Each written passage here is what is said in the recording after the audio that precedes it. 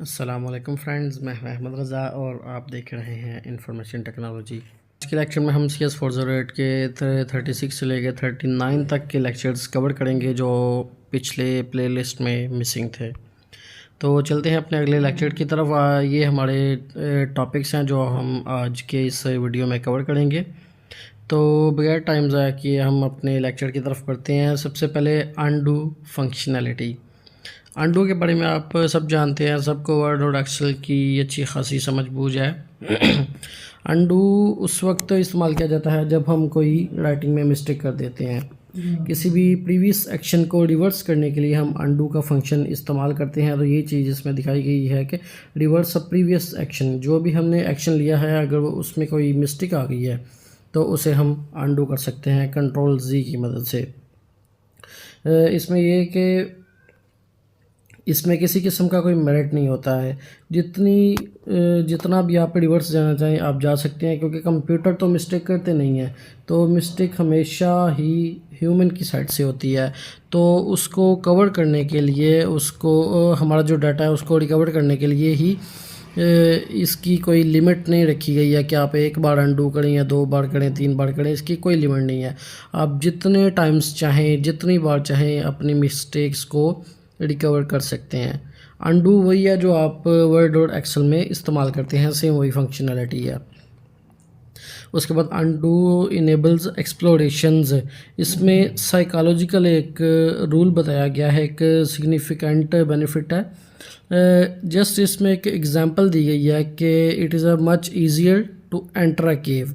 आप किसी केव में इजीली एंटर कर सकते हैं if you are confident that you can get back out of it at any time. मतलब इसका ये है कि आप किसी भी केव में इजीली एंटर कर सकते हैं, किसी भी प्रॉब्लम में, किसी भी फाइल में इजीली एंटर कर सकते हैं अगर उसके जो एरर्स हैं उनको हैंडल करने में आप महारत रखते हैं।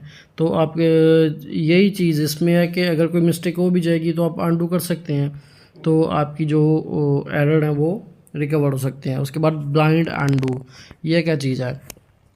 फ़र्ज़ करें आप कोई काम कर रहे हैं लेकिन आपकी फ़ाइल में अचानक कोई ख़राबी आ गई है जिसका आपको समझ ही नहीं आ रही है, तो आप जस्ट अनडू करते रहते हैं और अपनी फ़ाइल को चला के देखते हैं। जब आपकी वो फ़ाइल चलने के काबिल हो जाती है तो आपको पता चल जाता है जी हमारा जो फंक्शन, जो मिस्टेकनली हमने कोई एक्शन ले लिया था वो अनडू हो गया। तो आपकी फ़ाइल ईज़िली रिकवर भी हो गई है और काम करना स्टार्ट कर दिया इसने। तो उसे हम ब्लाइंड अनडू कहते हैं कि हमें पता ना चले कि क्या मिस्टेक है, लेकिन रिवर्स करने से वो हमारी मिस्टेक रिकवर हो जाए, तो ये ब्लाइंड अनडू होता है। उसके बाद एक्सप्लेनेटरी अनडू, ये उसके बरक्स होती है। ब्लाइंड अनडू हमारे पास टेक्सचुअल या वर्चुअल विजुअली कोई डिस्क्रिप्शन में कोई एरर आ जाता है, या जैसे हम कोई टाइपिंग कर रहे हैं तो टाइपिंग एरर आ जाता है, तो उसको हम Ctrl+Z करके बैक स्पेस करके पीछे ले जा सकते हैं। तो ये हमारा एक्सप्लेनेटरी अनडू होगा। ये टोटली अनडू की यहाँ पे एग्जांपल्स हमें दी गई हैं। जितने भी वर्ड और एक्सेल में जिस तरह हम अनडू की कमांड को इस्तेमाल कर सकते हैं, किसी और फंक्शन में कर सकते हैं, तो ये सारी की सारी उसकी एग्जाम भी बयान की गई हैं यहाँ पे। उसके बाद लिमिटेशंस ऑफ सिंगल अनडू।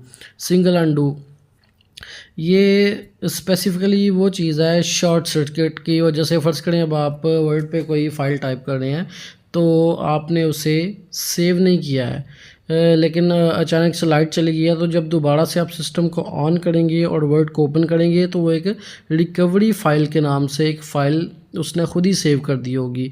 तो उस फाइल में, रिकवरी फाइल में हमारा जो भी डाटा हमने टाइप किया होगा उससे 1 मिनट पहले, लाइट के जाने से 1 मिनट पहले तक जितना भी हमने डाटा लिखा होगा उसकी एक कॉपी वर्ड ऑटोमेटिकली अपने पास सेव कर देता है, चाहे यूज़र Ctrl+S को प्रेस करे या ना करे, वो ऑटोमेटिकली उसको सेव करता जाता है। तो वो हमारी रिकवरी फाइल होती है। जो सिंगल अनडू यहाँ पे बताया गया, ये वही चीज़ है कि शॉर्ट सर्किट की वजह से हमारा जो डाटा लॉस होता है उसको वर्ड ऑटोमेटिकली एक रिकवरी फाइल के ज़रिए सेव कर लेता है। उसके बाद रीडू, रीडू अनडू के बरक्स होता है कि हमने कोई चीज़ फ़र्ज़ करें मिस्टेकनली लिखी और उसको हमने रिवर्स कर दिया, ये तो अनडू हो गया। लेकिन कोई ऐसी चीज़ हम जिसको रिवर्स नहीं करना चाहते थे फिर भी हमने कंट्रोल जी को प्रेस कर दिया, तो मिस्टेकनली कर दिया, तो उसको दोबारा से वापस लेके आने के लिए हम रीडू का इस्तेमाल करते हैं, जिसकी कंट्रोल वाई शॉर्टकट की है। और जो बैक स्पेस है वो भी अंडू के लिए इस्तेमाल की जाती है। उसके बाद फ्रीजिंग है। अब फ़र्ज़ करें आप एक्सेल में कुछ आपने फार्मूलाज लगाए हुए हैं और आप चाहते हैं कि ये फार्मूला टैब जो हैं इनको कोई भी छेड़छाड़ इनके साथ ना करे, हमारा कोई भी डाटा जो है वो लॉस ना हो, तो आप कुछ ऐसे कॉलम्स होते हैं जिनको फ्रीज़ कर देते हैं, फार्मूला कॉलम्स, जिनमें कोई भी बगैर पासवर्ड के चेंजिंग नहीं कर सकता। तो ऐसी सूरत को हम फ्रीजिंग या locking the data in a document के नाम दे सकते हैं। तो उसके बाद कुछ सेव एज़ के बारे में यहाँ पे बताया गया था, सेव के बारे में बताया गया था, जो भी आपकी वर्ड के अंदर कमांड इस्तेमाल की जाती हैं सेम वही चीज़ थी, इसलिए ज़्यादा सिंपल चीज़ें इस लेक्चर में मैंने ऐड नहीं किया हैं क्योंकि वो बेसिक चीज़ें हैं, आप सबको पहले ही उसके बारे में पता है। उसके बाद यूनिफाइड डॉक्यूमेंट मैनेजमेंट। अब ये क्या चीज़ है? यूनिफाइड में हम देखते हैं कि बिसाइड्स रेंडरिंग, रेंडर का मतलब होता है किसी भी फाइल का आउटपुट हासिल करना। हमने सारी की सारी उसमें एडिटिंग कर दी हो, मटेरियल ऐड कर दिया हो, टाइपिंग कंप्लीट कर दी हो, और जैसे समझ लें कि प्रिंट आउट ही है, यहाँ प्रिंट प्रीव्यू है, तो ये हमारी वर्ड की फ़ाइल का रेंडर कहलाएगा। रेंडर में हम एक सिंगल एंटिटी पे बहुत सारे गोल्स को अचीव कर रहे होते हैं, बहुत ज़्यादा हमने उसमें काम किया होता है। जैसे यहाँ पे यूनिफाइड डॉक्यूमेंट मैनेजमेंट में हमारे पास ऑप्शन है ऑटोमेटिकली सेविंग डॉक्यूमेंट, वही जो हमने ऊपर पढ़ा शॉर्ट सर्किट की वजह से अगर हमारा डाटा लॉस होता है तो रिकवरी फ़ाइल की सूरत में वर्ड अपने पास जो एक रिकवरी फ़ाइल रखता है जो हमारा डाटा स्टोर करता है, वो ऑटोमेटिकली सेविंग द डॉक्यूमेंट है। क्रिएटिंग अ कॉपी, उसकी हम एक कॉपी भी कर सकते हैं। क्रिएटिंग माइलस्टोन, अपने गोल्स को सेट करके जो डॉक्यूमेंट तैयार किया जाता है वो एक माइलस्टोन होता है। नेमिंग एंड रीनेमिंग, ये सारे के सारे वर्ड के फंक्शंस हैं जो वर्ड में हम ऑपरेट कर सकते हैं, वही चीज़ें इसमें बताई गई हैं कि ये सारी की सारे जो हमारे पास ऑप्शंस हैं इनको यूज़ करके एक यूनिफाइड डॉक्यूमेंट मैनेजमेंट सिस्टम हम बना सकते हैं। उसके बाद are disk and files, disk and file system a feature.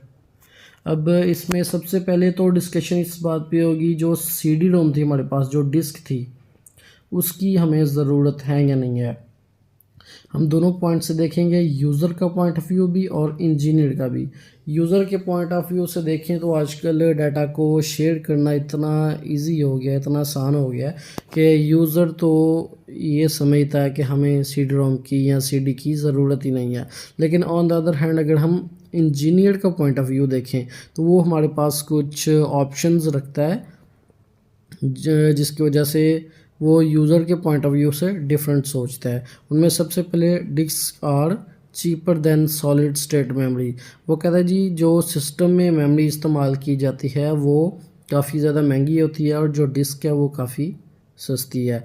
उसके बाद once written to disk don't forget when the power is off. आपका अगर पावर भी ऑफ हो जाती है, कोई और मसला बन जाता है, आपकी सीडी में से कभी भी डाटा जो है वो क्रैश नहीं करेगा।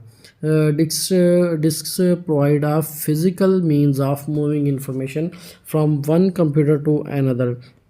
ये हमें एक फ़िज़िकल शेप दे देता है डाटा को मूव करने की। लेकिन ये उस दौर के लेक्चर हैं जब ये बनाए गए थे तकरीबन 2002 में या 3 में।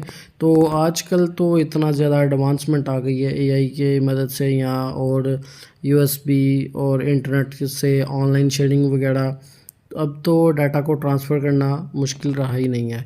उसके बाद टाइम फॉर चेंज, इसमें एडवांसमेंट के बारे में बात की गई है कि सिस्टम में एडवांसमेंट लेके आनी चाहिए, अपने मॉडल्स को एडवांस बनाना चाहिए। अब उस वक्त के फ्यूचर कंप्यूटर की बात की जा रही है इसमें लेकिन जब ये लेक्चर रिकॉर्ड हो रहे थे उस वक्त जो सिस्टम यूज़ हो रहे थे और जो अब सिस्टम यूज़ हो रहे हैं उनमें ज़मीन आसमान का फ़र्क है। तो उनके हिसाब से जो फ्यूचर कंप्यूटर की बात इन लेक्चर्स में की जा रही थी वो हम आज के ज़माने में इस्तेमाल कर रहे हैं। उसके बाद व्हाट मेक्स सॉफ्टवेयर कंसिडरेशन। अब कंसिडर्स हम जो भी सॉफ्टवेयर बनाते हैं उसमें हमने यूज़र की तवज्जो हासिल करनी होती है। हम चाहते हैं कि जो भी यूज़र इसको एक बार देखे वो इस पे गौर करे, इसके फीचर्स की तरफ आए। तो ऐसी कौन कौन सी चीज़ें हैं जो हमें अपने सॉफ्टवेयर में इन्वॉल्व करनी चाहिए। सबसे पहले इंटरेस्ट आपने देखना है कि यूज़र का इंटरेस्ट किन चीज़ों में है, आपने वो वाली चीज़ें अपने सॉफ्टवेयर में ऐड करनी है। और दूसरा डिफरेंशियल, आप जब भी कोई सॉफ्टवेयर बनाएंगे तो सबसे पहले आप देखेंगे कौन कौन सी चीज़ें डेवलप हो चुकी हैं, आप दोबारा उनको रिपीट नहीं करेंगे और उनसे कुछ डिफरेंट लेके आएंगे अपने यूज़र के सामने। उसके बाद फोर्थ कमिंग, आगे आने वाली चीज़ यानी फ्यूचर में जो आने वाली चीज़ें हैं उनको अपने सॉफ्टवेयर में ऐड करेंगे। उसके बाद कॉमन सेंस, आपका कॉमन सेंस जैसे एआई के सिस्टम है जो आजकल बहुत ज़्यादा हमारा काम एआई ने इजी कर दिया, तो ये वही चीज़ है, कॉमन सेंस सॉफ्टवेयर इस्तेमाल करे। उसके बाद एंटिसिपेट्स नीड्स, अब अपने यूज़र्स की नीड्स को देख के सबसे पहले गोल्स को और पहले अपने टारगेट को सेट करें, उसके बाद अपने सॉफ्टवेयर को बनाना स्टार्ट करें। उसके बाद कंसाइंट्स इसमें भी हमने अपनी यूज़र की नीड्स को ही देखना होता है ताकि हमें यूज़र को आपका जो सॉफ्टवेयर वो नेगेटिव कभी भी आंसर ना दे। उसके बाद software does not burden you, ये मैंने कुछ चीज़ें इसमें बोल्ड की हुई हैं ताकि आपके लिए भी आसानी रहे, आप डायरेक्टली इनको ही रिवाइज़ कर सकते हैं अपने पेपर्स में। तो इसमें ये है कि सॉफ्टवेयर ऐसा होना चाहिए कि जो यूज़र पे बर्डन ना डाले। उसके बाद कीप यू इन्फॉर्म्ड, हर चीज़ के बारे में यूज़र को इन्फॉर्म करता रहे। परसेप्टिव होना चाहिए, सेल्फ कॉन्फिडेंस होना चाहिए, सेल्फ कॉन्फिडेंट होना चाहिए, किसी भी चीज़ पे मुनहसर ना करे, खुद ही फैसले लेके तो सारे का सारा यूज़र का जो काम है वो आसान कर दे। Does not ask a lot of questions, ज़्यादा से ज़्यादा सवाल पूछ के यूज़र को बोर ना करे, उसकी नीड्स को मद्देनज़र रखते हुए खुद ही उसे आंसर दे दे जैसे आजकल एआई करता है। उसके बाद रिस्पॉन्सिबल होना चाहिए, मेकिंग सॉफ्टवेयर स्मार्ट, तो स्मार्ट तो आजकल एआई ने हर चीज़ को कर दिया हुआ है। ये लेक्चर असल में बहुत ज़्यादा पुराने हैं जिनकी वजह से उस वक्त तो एआई नहीं था तो इसलिए इसमें लिखा गया कि मेकिंग सॉफ्टवेयर स्मार्ट। उस वक्त बहुत ज़्यादा कॉम्प्लिकेशंस थी कुछ कोडिंग लैंग्वेज की वजह से। आजकल तो कोडिंग का नामो निशान ही ख़त्म हो गया। आजकल तो वैसे भी अगर कोई सॉफ्टवेयर बनाना है या कोई वेबसाइट बनानी है तो आपको कोडिंग की ज़रूरत ही पेश नहीं आती है। उसके बाद designing look and feel, the commonly accepted wisdom of post Macintosh era is that graphical user interface और GUIs are better than the character base user interface. उस वक्त मैकिन्टॉश सिस्टम इस्तेमाल किए जाते थे और कुछ करेक्टर बेस सिस्टम थे। हाँ, उसके बाद कमांड प्रॉम्प्ट पे काम किया जाता था। आजकल तो वो सिस्टम ही ख़त्म हो गया। अब तो यूज़र फ्रेंडली माहौल आ गया है जिसमें ग्राफिकल डिज़ाइनिंग हम इस्तेमाल करते हैं और हर चीज़ का विजुअल इंटरफेस हमारे सामने होता है। उसके बाद graphic design and visual interface design, अब इन दोनों में फ़र्क क्या है। सबसे पहले हम देखेंगे कि एक जो पूरी स्क्रीन हमारे पास नज़र आती है वो हमारे पास ग्राफिक डिज़ाइन है और जो विजुअल इंटरफेस है वो उसमें यूज़ किए हुए पैनल्स को कहते हैं। फ़र्ज़ करें अब हमारे पास अब यहाँ पे कोई हेडिंग है तो ये एक पैनल है। अब यहाँ पे जैसे आप वर्ड इस्तेमाल करते हैं तो यहाँ पे टैब बने होते हैं ऊपर के, उन टैब्स के ज़रिए हम अपना काम कर रहे होते हैं। यहाँ पे कुछ बुलेट्स का ऑप्शन आ रहा होता है, बोल्ड का ऑप्शन आ रहा होता है, फ़ॉन्ट साइज़ है, फ़ॉन्ट स्टाइल है, तो वो सारे के सारे जो हैं वो विजुअल इंटरफेस हैं। और सारे के सारे विजुअल इंटरफेस को किसी एक पैनल में एडजस्ट करके यूज़र के सामने डिफ़ाइन कर देना, इसे हम ग्राफिक डिज़ाइनिंग कहते हैं। उसके बाद principles of interface design, use contrast. जब भी आप विजुअल इंटरफेस बनाएंगे, डिज़ाइन बनाएंगे, तो सबसे पहले जो आपने चीज़ें देखनी है वो कॉन्ट्रास्ट है। सबसे पहले सिमिलैरिटी नहीं होनी चाहिए, सिमिलैरिटी होगी तो ज़्यादा से ज़्यादा आपका इजी होगा, यूज़र को इसको समझने में आसानी होगी। और आपके जो कलर कॉन्ट्रास्ट है वो बिल्कुल इजी होने चाहिए। उसके बाद provide visual structure and flow at each level of organisation. आपका विजुअल स्ट्रक्चर ऐसा होना चाहिए कि उसको देख के ही इंटरेस्ट पैदा हो, यूज़र के माइंड में इंटरेस्ट पैदा होना चाहिए। उसके बाद use cohesive, consistent and contextual. जैसे अब कलर से किसी चीज़ की पहचान हो जाती है। अब हम अगर किसी हॉस्पिटल में चले जाएं, यहाँ पे एग्जांपल दी गई है, हॉस्पिटल में चले जाएंगे तो रेड लाइट को देख के कहीं पे भी हम ये जान सकते हैं कि ये इमरजेंसी चीज़ है। अगर कहीं पे येलो का साइन दिया होगा तो वो इसका मतलब ये होगा यहाँ पे रेडिएशंस है, हमारा वहाँ पे जाना ममनू है।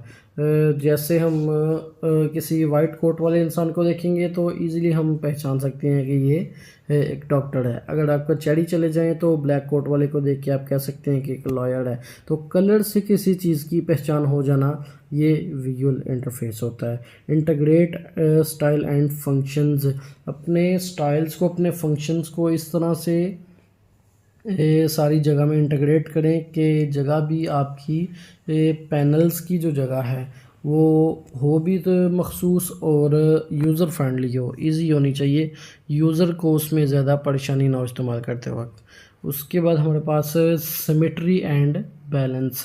ये सिमेट्री हमारे पास एक यूज़फुल टूल है। यहाँ पे इसकी दो टाइप्स होती हैं, एक पास डायगोनल होती है और एक वर्टिकल होती है। वर्टिकल की एग्जांपल है एक ऐसी लाइन जो एक पैराबोला को सेंटर से डिवाइड करके दो हिस्सों में बराबर तकसीम कर दे, ये हमारे पास वर्टिकल सिमेट्री होती है।